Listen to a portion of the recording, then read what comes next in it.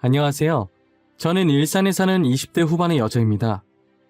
제가 여기에 이렇게 오늘 사연을 올리게 된 이유는 세상에 이런 쓰레기 같은 인간들도 뻔뻔하게 살아 숨쉬고 있다는 걸 세상에 알리기 위함입니다. 저희 집은 어렸을 때 아버지가 병으로 세상을 떠나시고 어머니 혼자서 저희를 키우셨어요. 어머니는 본인이 먹고 입는 데에 들어가는 것을 아껴서 다 저희에게 쏟아 부으셨어요. 본인 옷은 항상 찢어져도 손수 바느질해서 꿰매어 입으셨고 먹는 것도 배가 고파서 더 이상 못 버틸 때 드셨어요. 그렇게 아끼고 아껴서 저희에겐 새 것들만 사주셨어요. 그런 저희 집에서 저와 2살 차이인 언니는 집안의 유일한 자랑이었어요. 언니는 무엇을 하든 저보다 월등히 뛰어났거든요. 외모면 외모, 성적이면 성적, 뭐 하나 빠지는 곳이 없었죠. 학교에서 시험만 치면 늘 전교 1등 자리에서 내려오지 않았어요. 저도 공부를 못하는 편은 아니었지만 언니에 비하면 세 발의 피였어요. 저는 늘 언니가 존경스럽고 배울 점 많다는 것을 느꼈어요. 언니는 충분히 명문대를 가고도 남을 성적이었지만 우리를 키우느라 제대로 쉬어본 적 없는 홀어머니 때문에 대학을 포기하게 되었어요. 대신 자격증을 따서 일찍이 회사에 취업을 한 거예요. 첫 월급은 어머니께 다 드리고 그 다음 월급들은 조금씩 차곡차곡 모아서 제가 대학교에 들어갈 때 대학 등록금으로 내줬던 착한 언니였어요. 그런 언니가 회사 지인의 소개로 변호사인 예비 형부를 만나게 된 거예요. 편의상 앞으로는 그냥 형부라고 말할게요. 형부는 정말 언니한테 잘해줬어요. 언니가 죽으라고 하면 죽는 신용도 하는 양반이었거든요. 처음에 형부와 결혼 얘기가 오갈 때 언니는 가진 게 없다고 걱정이 많았어요. 집안이 좋은 것도 아니고 그렇다고 부모님이 2분 다 살아계신 게 아니잖아요. 혹시나 시댁에서 집안도 별로고 홀어머니 밑에서 자란 니까짓게 감히 우리 잘난 변호사 아들 데려간다고 싫어하지 않을까 매일같이 걱정했어요. 하지만 이때까지 했던 걱정들이 다 쓸데없는 짓이었던 거예요. 형부도 홀어머니 밑에서 크셨고 처음부터 좋은 형편은 아니셨대요. 그래서 언니가 처음 인사드리러 갔을 때 어머니께서 다정하게 안아주셨다고 해요. 아이고 우리 새아가 어디서 이런 예쁜 아이를 데리고 왔을꼬. 얼른 들어오렴. 내가 너 오면 먹이려고 음식을 상다리 부서지게 준비했단다. 어머니 안녕하세요. 처음 인사드립니다. 이렇게 반갑게 맞이해 주셔서 감사해요. 제가 빈손으로 오는 건 예의가 아닌 것 같아서 과일 바구니라도 준비했어요. 마음에 드실지 모르겠어요. 어머, 내가 과일 좋아하는 거 어떻게 알고 벌써부터 이렇게 이쁜 짓을 할까? 만약 내가 과일을 안 좋아한다고 해도 우리 새아가가 주는 건데 억지로라도 다 먹어야지. 이렇게 좋아해 주실 줄 알았으면 진작 찾아뵐 걸 그랬나 봐요. 너무 늦게 와서 죄송해요. 저는 가진 것도 없이 잘난 오빠 데려가고 거기다 이런 귀한 대접을 받아도 되는 건지 모르겠어요. 그게 무슨 소리니? 못난 우리 아들 너같이 착한 애가 데려가줘서 나야 너무 고맙지. 가난하게 태어난 건 죄가 아니란다. 지금 잘 먹고 잘 살고 있지 않니? 기죽지 말고 당당하게 살아. 언니의 시어머니가 되실 분은 형부만큼이나 좋으신 분이셨어요. 그렇게 언니네는 쉽게 상견례를 하고 결혼 날짜를 잡을 수 있었어요. 결혼을 앞두고 언니와 형부는 들뜬 마음으로 둘이서 여행을 갔어요. 저는 그때로 다시 돌아가서 여행을 가지 말라고 뜯어 말렸어야 했어요. 언니에게 잘 갔다 오라고 마중 나갔던 과거에 제 자신한테 너무 자괴감 들더라고요. 아니, 어쩌면 이 일 덕분에 쓰레기 같은 인간을 거를 수 있었다는 생각도 듭니다. 여행을 갔던 언니와 형부가 늦은 밤에 집으로 돌아오던 중 거의 다 와가서 교통사고를 당했어요. 그래도 다행히 언니와 형부 둘 다 무사하다고 하더라고요. 뒤에서 트럭이 먼저 언니네 차를 박았는데 결혼 앞두고 괜히 큰일 내지 말자 싶어서 트럭 아저씨한테 잘못 따지지도 않고 그냥 바로 왔다는 거예요. 저는 사고 다음날 들은 거라 차 별로 안 깨졌겠지라고 생각하고 제가 잠시 차를 빌려 쓰려고 했었어요. 그런데 뒤에서 박은 것 치곤 앞도 만만치 않게 깨져 있는 겁니다. 꼭 차 앞부분에 누군가 큰 바위를 던진 것 마냥 움푹 들어가 찌그러져 있었어요. 하지만 저는 별로 대수롭지 않게 여기고 버스 타야겠다며 그냥 지나갔어요. 지금 생각해보면 그러지 말걸. 그때 더 열심히 차를 살필 걸 싶습니다. 그랬으면 이런 일이 생기지 않았을 건데 말이에요. 사고가 일어나고 며칠 뒤 저희 집에 경찰이 찾아왔어요. 지금 급하게 언니를 찾고 있다고 혹시 집에 있냐면서요. 안녕하십니까. 저희는 땡땡 경찰서에서 온 경찰들입니다. 혹시 박수현 씨 여기에 계십니까? 이번에 일어난 사건 때문에 저희랑 같이 서로 동행해 주셔야 할 것 같습니다. 경찰이요? 저희 언니인데 무슨 사건 때문에 그러시는 거예요? 혹시 언니가 무슨 잘못이라도 한 거예요? 뭐야? 아침부터 왜 이렇게 시끄러워? 누가 왔어? 경찰들이 우리 집에 무슨 일로 오셨대? 박수현 씨? 저희랑 같이 서로 가주셔야 할 것 같습니다. 땡땡과 땡땡땡땡 차주 맞으시죠? 당신을 뺑소니범으로 체포합니다. 주말이라 집에서 쉬고 있던 언니가 무슨 일이냐며 현관으로 나왔어요. 언니가 나오자마자 경찰이 다짜고짜 언니 손목에 수갑을 채우더니 글쎄 뺑소니범으로 언니를 체포한다는 거예요. 드라마에서만 듣던 미란다 원칙을 실제로는 처음 들어봤어요. 하지만 언니는 몇 년째 장롱면허 수준으로 운전을 잘할 줄 모른단 말이에요.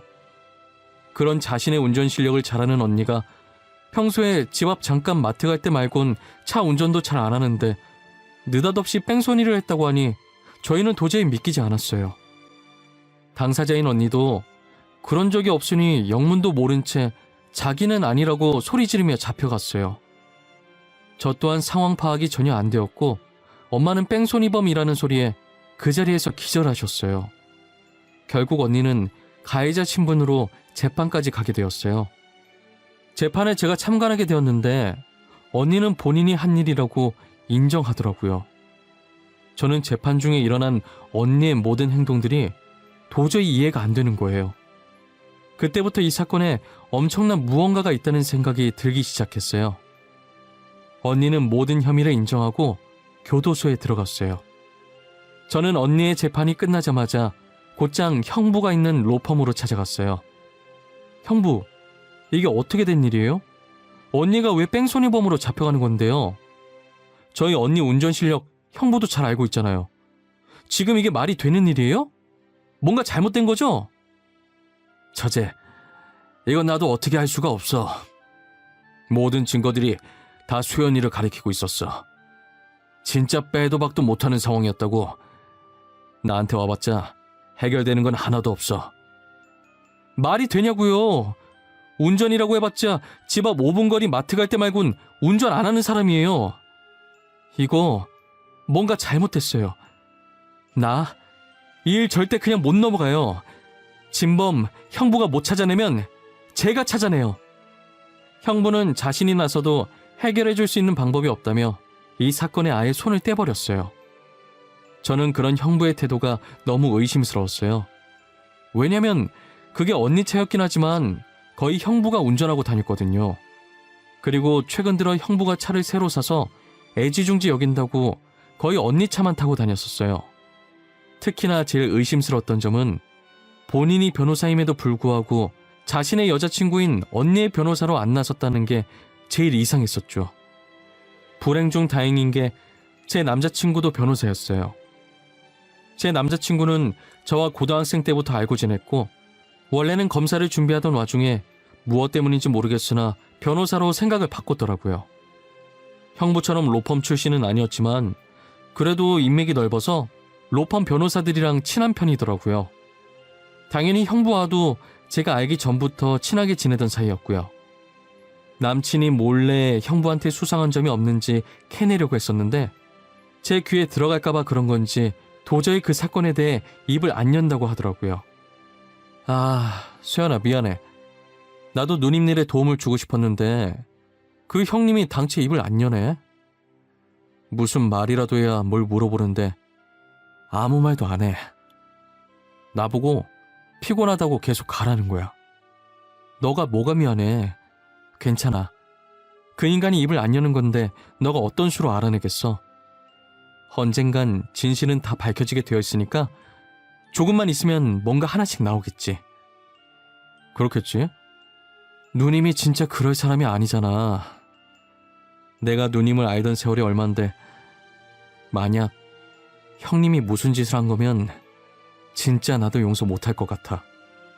말이라도 그렇게 말해줘서 고마워.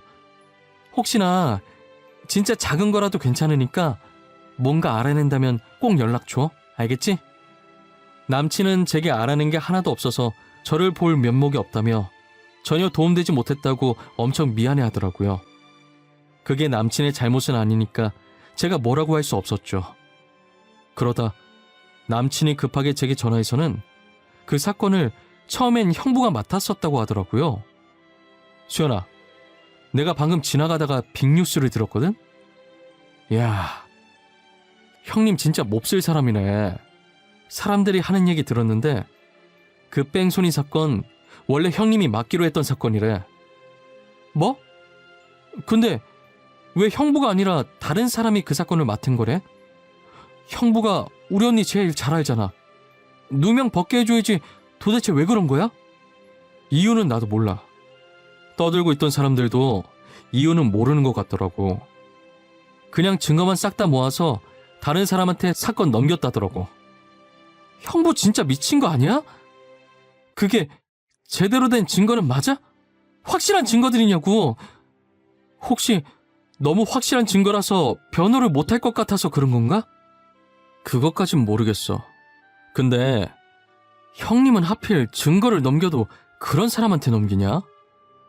사건 빨리 끝내고 싶어서 단면만 보고 범인 같은 사람 무조건 몰고 가는 악질 변호사한테 말이야.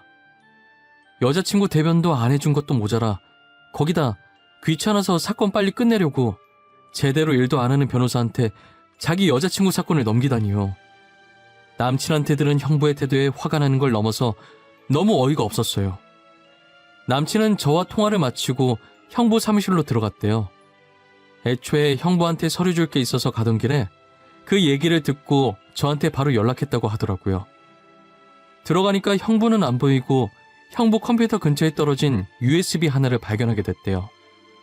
원래는 들고 나오면 안 되는 건데 뭔가 저걸 지금 챙겨야 한다는 느낌이 너무 강하게 들었다고 해요. 남친은 몰래 그 USB를 챙겨나와 본인 사무실에서 확인해보니 언니 뺑소니 사건 관련 자료들이 들어있었대요. 파일을 클릭해보는데 남친은 순간 너무 놀라서 본인도 모르게 소리를 질렀다고 하더라고요. 그게 단순 사건 자료가 아니라 사건 자료의 원본이었던 거죠. 실제 그날 운전했던 뺑소니 범인은 다름 아닌 형부였어요. 언니 차에 있던 블랙박스 영상을 형부가 들고 있었는데요. 그 영상엔 형부가 운전했다는 증거들이 있었어요. 자기야, 나 노래 틀어도 돼? 자기 운전 방해 안 되게 소리 작게 해서 틀게. 지금 이렇게 가는 건 조금 지루하지 않아? 졸릴 수도 있고. 나는 상관없어. 오히려 시끄러운 게 좋지. 자기 말처럼 밤이라 운전하다가 졸 수도 있는 거니까. 신나는 거 들으면서 가자. 잠이 깜짝 놀라서 확 달아나게. 좋아. 내가 그럴 줄 알고 아주 신나는 노래들로 리스트 뽑아놨지요. 잠이 올 새도 없을 거야. 내가 다 쫓아낼 거니까. 영상엔 이런 대화가 있었는데 형부가 이걸 프로그램으로 음성을 살짝 바꿔서 조작했더라고요. 누가 들으면 정말 언니가 운전했다고 믿을 정도였어요. 저도 재판장에서 증거 영상으로 조작된 영상을 들었을 때 초반에 대충 듣고 솔직히 언니가 진짜 범인이었구나 싶었던 적이 잠깐 있었거든요. 하지만 들으면 들을수록 어딘가 살짝 실제 언니 목소리랑 다르다고 느꼈었어요. 역시나 형부가 조작해서 만든 증거였더라고요. 형부는 일부러 모든 증거들이 언니를 향하게 다 맞춰놨더라고요. 그래서 범 모르고 힘없는 언니가 쉽게 범인으로 몰릴 수 있었던 거죠. 저는 어떻게 잔인하고 통쾌하게 복수를 해줘야 할까 싶었어요. 남친도 이걸 보더니 사람이 어떻게 그럴 수 있냐고 이건 그냥 넘어가선 안 된다고 했고요. 이 USB는 언제 어떻게 써야 할 카드일까? 잘만 하면 변호사 생활은 무슨 인생까지 한 방에 날아가게 할 수 있는데 말이야. 자기야, 난 자기가 이럴 때마다 무서워. 하지만 이건 형님이 잘못한 거지. 무고한 사람을 이렇게 범죄자로 몰고 가도 되냐고. 형님, 지금 이 사건으로 지은 죄만 몇 개야. 나 그 인간이 지은 죄목들로 모조리 고소해볼까 해. 언니는 착해서 그냥 넘어갔지만 난 절대로 이대로 못 넘어가지. 괘씸한 예비 형부한테 어떻게 복수할지 하루 종일 생각하고 또 생각하면서 남친에게 부탁해서 고소장을 준비했었습니다.